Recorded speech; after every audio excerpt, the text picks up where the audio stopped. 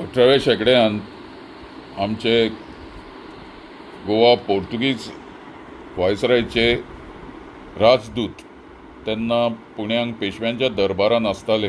सादारण ते 1740 पासून तांणी तशी प्रथा सुरू केल्ली की 1740 ते 1818 मेरेन पेशवाई बुट्टा सरी हे सगळे दुमे बिमे फॅमिलींतले तांचे जे राजदूत जे आशिल्ले एम्बेसिडर ते पेशव्याचे प्रतिनिधी पुर्तुगेजाचे प्रतिनिधी म्हणून पेशव्यांच्या पुण्याच्या दरबारान आशिल्ले. तेन्ना पुर्तुगेजान आनीक तांकां कितें कितें वायन आनीक दुर्बिणी चश्मे वखदां सगळी युरोपांतल्यान हाडिल्लीं बी हे सगळे बावल्यो तांकां जाय पडटाल्यो आमच्यो चीनांतल्यान आयिल्ल्यो.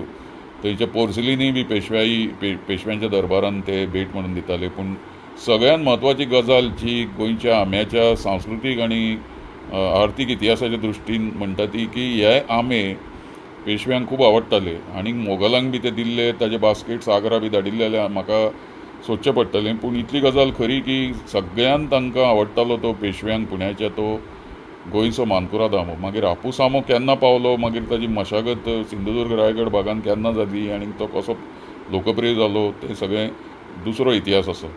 पूण इतलें खरें की आमचो आफोंसो आंबो किंवा हापूस आंबो कांय पेशव्यांच्या दरबारान गेल्ल्याचो किंवा दिल्ल्याचो उल्लेख ना.